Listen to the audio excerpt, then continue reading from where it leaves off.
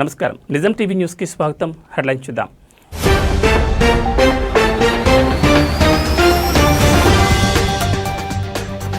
రాష్ట్రంలో ఉప ఎన్నికలు ఖాయం. పార్టీ శ్రేణులకు గులాబీ బాస్ సంచలన పిలుపు.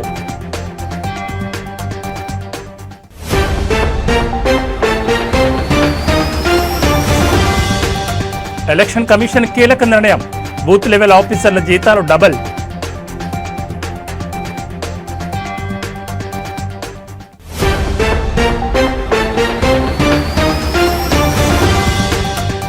జమ్మూ కశ్మీర్లో ఎన్కౌంటర్. మరో ఉగ్రవాది హతం.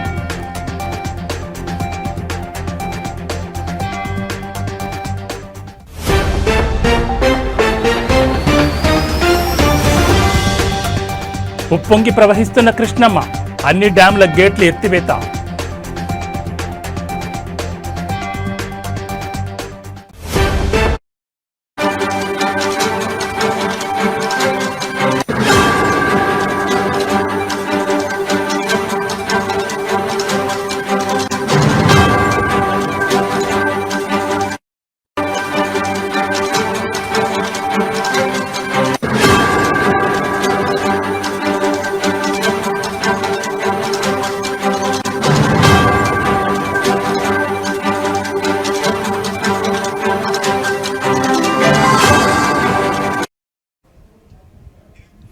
బులెటిన్లో బ్రేకింగ్ న్యూస్ చూస్తున్నాం. బీఆర్ఎస్ నుంచి గెలిచి పార్టీ ఫిరాయించిన ఎమ్మెల్యేల అనర్హత వేటు పిటిషన్లపై దేశ అత్యున్నత న్యాయస్థానం సుప్రీంకోర్టు తీర్పు వెలువరించిన విషయం తెలిసిందే. 3 నెలల్లోపు శాసనసభ స్పీకర్ తుది నిర్ణయం తీసుకోవాలని తేల్చెప్పింది. అదేవిధంగా న్యాయస్థానమే ఎమ్మెల్యేలపై అనర్హత వేటు వేయాలన్న విజ్ఞప్తిని తోసిపుచ్చింది. అదేవిధంగా ఇదే కేసులో హైకోర్టు డివిజన్ బెంచ్ ఇచ్చిన తీర్పును డిస్మిస్ చేసింది. ఈ క్రమంలోనే సుప్రీంకోర్టు తీర్పుపై బీఆర్ఎస్ అధినేత కేసీఆర్ స్పందించారు. ఈ మేరకు ఆయన ఇవాళ ఎర్రబెల్లి ఫామ్ హౌస్ నుంచి ఒక ప్రకటన విడుదల చేశారు. పార్టీ ఫిరాయించిన ఎమ్మెల్యేల నియోజకవర్గాల్లో ఉప ఎన్నికలు రావడం పక్కా అని కామెంట్ చేశారు. ఆయా నియోజకవర్గాల్లో ఉప ఎన్నికలకు పార్టీ శ్రేణులను ఇప్పటి నుంచే సన్నద్ధం చేయాలని నాయకులకు సూచించారు. రాబోయే స్థానిక సంస్థల ఎన్నికల్లో మంచి ఫలితాలు సాధించేలా కృషి చేయాలన్నారు. ఆ ఎన్నికల తర్వాతే పార్టీ సంస్థాగత నిర్మాణంపై దృష్టి సారిద్దామని కేసీఆర్ పేర్కొన్నారు.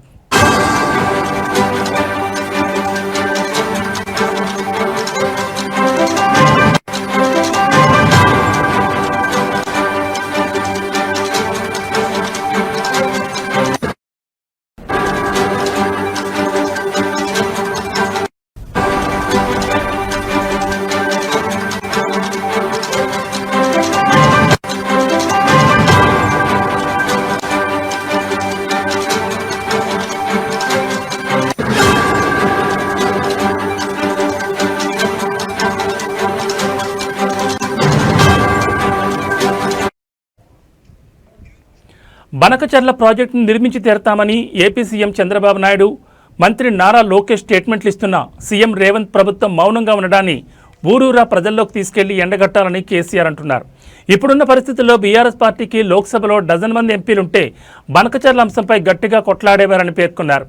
రాష్ట్రానికి చెందిన కాంగ్రెస్, బీజేపీ ఎంపీల చేతగానితనంతో తెలంగాణకు అన్యాయం జరుగుతోందని ఫైర్ అయ్యారు. బనకచర్లపై రాజకీయ, న్యాయపరమైన పోరాటానికి బీఆర్ఎస్ సన్నద్ధం కావాలని తెలిపారు. సుప్రీంకోర్టును ఆశ్రయించడంతో పాటు బహిరంగ సభ నిర్వహించేందుకు ప్లాన్ చేస్తున్నామని పేర్కొన్నారు. బీసీ రిజర్వేషన్ల అంశంపై కేంద్ర రాష్ట్ర ప్రభుత్వాలపై ఒత్తిడి పెంచేలా పార్టీ కేడర్ను సన్నద్ధం చేయాలన్నారు. ఈ నెల 8న కరీంనగర్ సభ తర్వాత రాష్ట్రపతిని పార్టీ ప్రతినిధి బృందం కలిసి బీసీ రిజర్వేషన్ల అమలుకు విజ్ఞప్తి చేయబోతోందని పార్టీ శ్రేణులకు కేసీఆర్ తెలిపారు.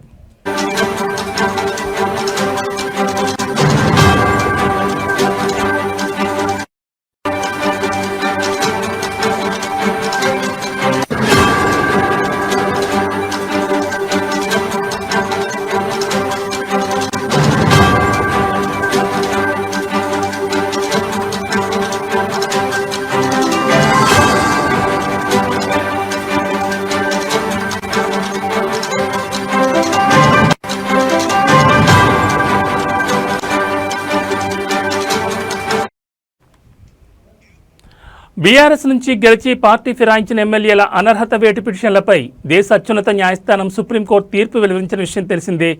3 నెలలలోపు శాసనసభ స్పీకర్ తుది నిర్ణయం తీసుకోవాలని తేల్చెప్పింది. అదేవిధంగా న్యాయస్థానమే ఎమ్మెల్యేలపై అనర్హత వేటు వేయాలన్న విజ్ఞప్తిని తోసిపుచ్చింది. ఇదే కేసులో హైకోర్టు డివిజన్ బెంచ్ ఇచ్చిన తీర్పును డిస్మిస్ చేసింది. ఈ క్రమంలోనే సుప్రీంకోర్టు తీర్పుపై బీఆర్ఎస్ అధినేత కేసీఆర్ స్పందించారు. ఈ మేరకు ఇవాళ ఆయన ఎర్రబెల్లి ఫామ్ హౌస్ నుంచి ఓ ప్రకటన విడుదల చేశారు. పార్టీ ఫిరాయించిన ఎమ్మెల్యేల నియోజకవర్గాల్లో ఉప ఎన్నికలు రావడం పక్కా అని కామెంట్ చేశారు. ఆయా నియోజకవర్గాల్లో ఉప ఎన్నికలకు పార్టీ శ్రేణులను ఇప్పటి నుంచే సన్నద్ధం చేయాలని నాయకులకు సూచించారు. రాబోయే స్థానిక సంస్థల ఎన్నికల్లో మంచి ఫలితాలు సాధించేలా కృషి చేయాలని అన్నారు. ఆ ఎన్నికల తర్వాతే పార్టీ సంస్థాగత నిర్మాణంపై దృష్టి సారిద్దామని కేసీఆర్ పేర్కొన్నారు. బనకచెర్ల ప్రాజెక్టును నిర్మించి తీరుతామని ఏపీ సీఎం చంద్రబాబు, మంత్రి నారా లోకేష్ స్టేట్మెంట్లు ఇస్తున్నా సీఎం రేవంత్ ప్రభుత్వం మౌనంగా ఉండడాన్ని ఊరూరా ప్రజల్లోకి తీసుకెళ్లి ఎండగట్టాలని కేసీఆర్ అన్నారు. ఇప్పుడున్న పరిస్థితుల్లో బీఆర్ఎస్ పార్టీకి లోక్సభలో డజన్ మంది ఎంపీలుంటే బనకచెర్ల అంశంపై గట్టిగా కొట్లాడేవారని పేర్కొన్నారు. రాష్ట్రానికి చెందిన కాంగ్రెస్, బీజేపీ ఎంపీల చేతగానితనంతో తెలంగాణకు అన్యాయం జరుగుతోందని ఫైర్ అయ్యారు కేసీఆర్. బనకచెర్లపై రాజకీయ, న్యాయపరమైన పోరాటానికి బీఆర్ఎస్ సన్నద్ధం కావాలని తెలిపారు.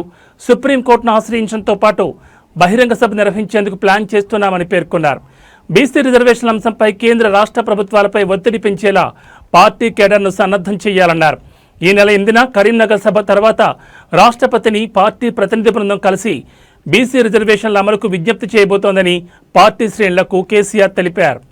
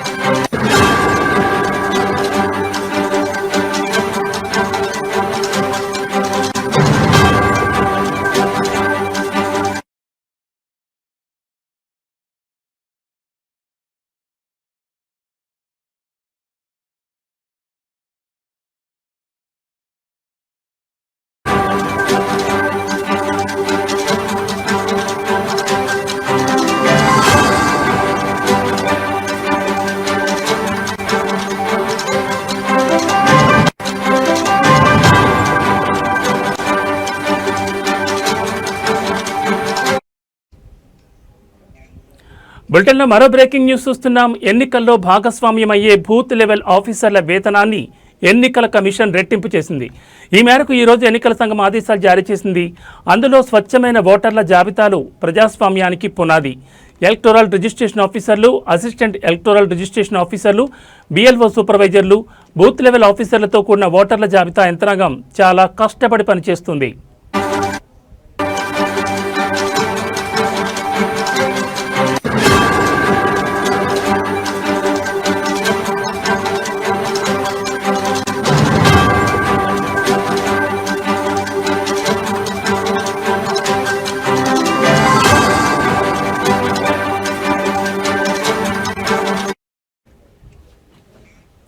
నిష్పాక్షికమైన, పారదర్శకమైన ఓటర్ల జాబితాల తయారీలో కీలక పాత్ర పోషిస్తోంది.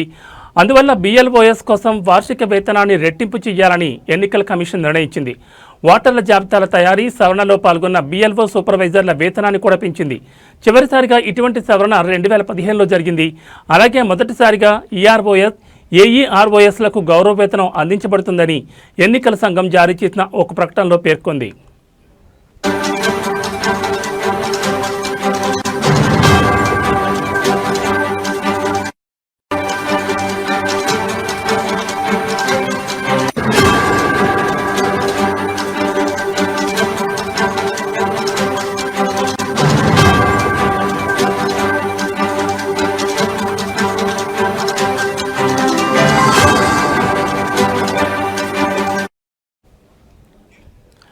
బ్రేకింగ్ న్యూస్ చూస్తున్నాం. ఎన్నికల్లో భాగస్వామ్యమయ్యే బూత్ లెవెల్ ఆఫీసర్ల వేతనాన్ని ఎన్నికల కమిషన్ రెట్టింపు చేసింది.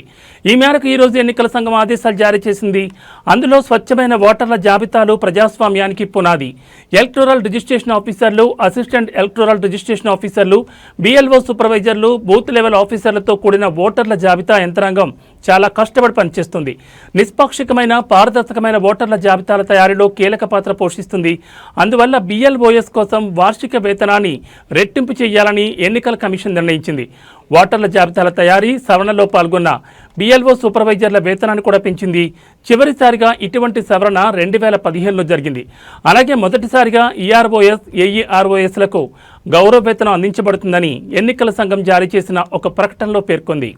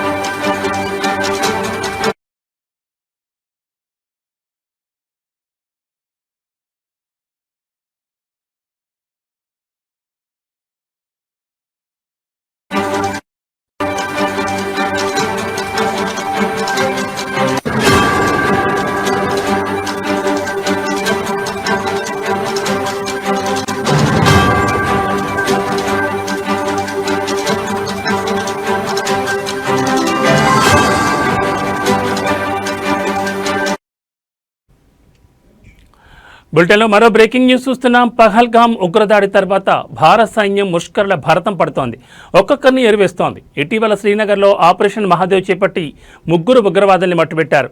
పహల్గామ్ కీలక సూత్రధారి సులేమాన్ సహా మరో 2 ఉగ్రవాదులు హతమయ్యారు. తాజాగా ఆపరేషన్ అఖల్ నిర్వహించింది. ఈ ఆపరేషన్లో ఒక ఉగ్రవాది హతమయ్యాడు.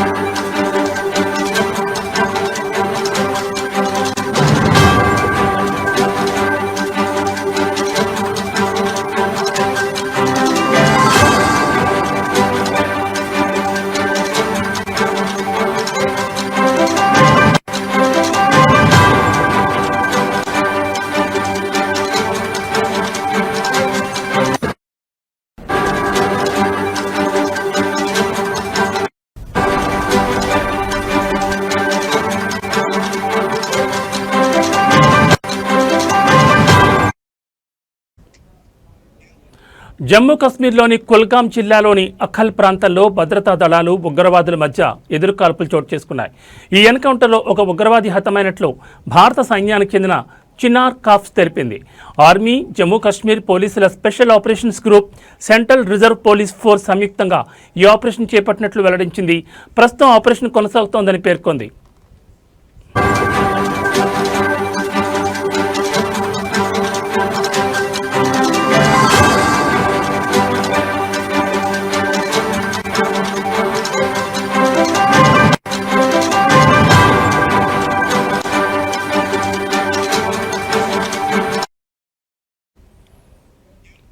అఖల్ అటవీ ప్రాంతంలో ఉగ్రవాదులు తిష్టవేసినట్లు సైన్యానికి పక్కా సమాచారం అందింది.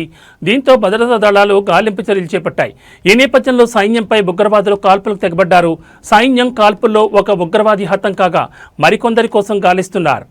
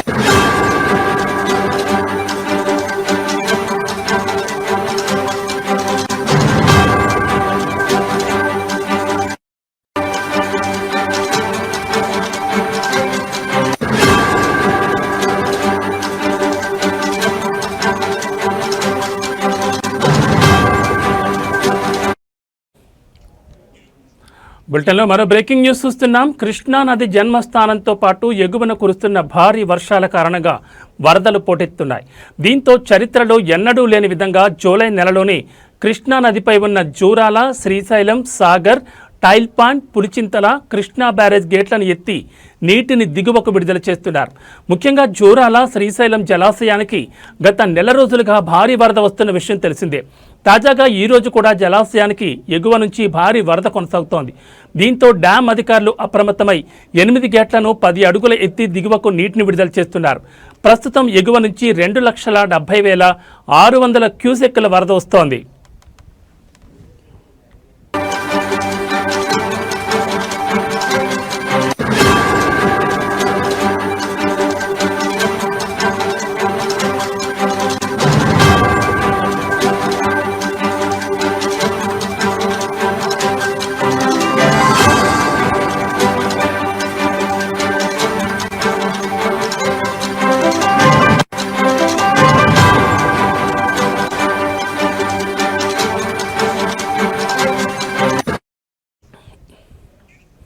ఎనిమిది గేట్లు కుడి, ఎడమ విద్యుత్ కేంద్రాల ద్వారా 2,76,461 క్యూసెక్కుల నీటిని దిగువకు విడుదల చేస్తున్నారు.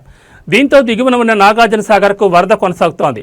ఇంట్లో 2,38,629 క్యూసెక్కులు వరద నీరు వస్తుండగా 24 క్రస్ట్ గేట్లు 5 ఫీట్ల మేర, 2 క్రస్ట్ గేట్లు 10 ఫీట్ల పైకి ఎత్తి దిగువకు 2,56,417 క్యూసెక్కుల నీటిని విడుదల చేస్తున్నారు. అలాగే సాగర్ దిగువన ఉన్న టైల్పాండ్, పులిచింత ప్రాజెక్టులు ఎగువ నుంచి భారీ వరద వస్తుండటంతో గేట్లను ఎత్తిపెట్టిన అధికారులు వచ్చిన నీటిని వచ్చినట్లే దిగువకు విడుదల చేస్తున్నారు. దీంతో విజయవాడలోని కృష్ణా బ్యారేజ్కి వరద పెరగడంతో అప్రమత్తమైన అధికారులు సగానికి పైగా గేట్లను ఎత్తిపెట్టారు. దీంతో పైనుంచి వచ్చిన వరద వచ్చినట్లే సముద్రంలోకి వెళుతోంది.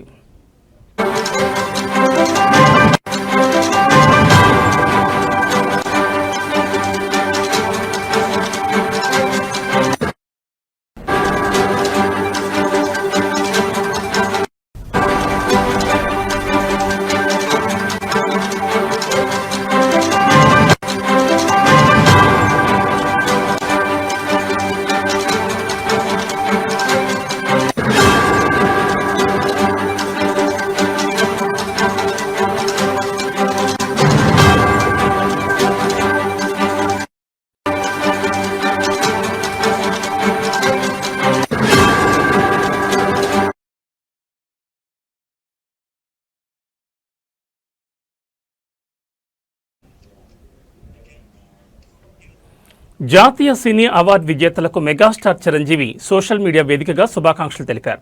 ప్రతి ఏడాది మాదిరిగానే ఈ ఏడాది కూడా కేంద్ర ప్రభుత్వం జాతీయ చలనచిత్ర అవార్డులను ప్రకటించిన విషయం తెలిసిందే. భారతీయ సినీ రంగంలో విశేష కృషి చేసిన చిత్రాలకు, కళాకారులకు రాష్ట్రపతి చేతుల మీదుగా అవార్డులు అందించనున్నారు. 2023 సంవత్సరానికి గాను 71వ జాతీయ చలనచిత్ర పురస్కారాల విజేతల వివరాలను జ్యూరీ ప్రకటించింది. అన్ని భాషల నుంచి చిత్రాలను ఎంపిక చేసింది. మొత్తం 15 విభాగాల్లో అవార్డులు ప్రకటించింది. ఈ క్రమంలో 71వ జాతీయ చలనచిత్ర అవార్డుల విజేతలందరికీ Tollywood star hero megastar Chiranjeevi హృదయపూర్వక అభినందనలు తెలిపారు. ఉత్తమ చిత్రంగా 12వ ఫెయిల్ నిర్మాత, దర్శకుడు విధు వినోద్ చోప్రాకు అభినందనలు తెలిపారు.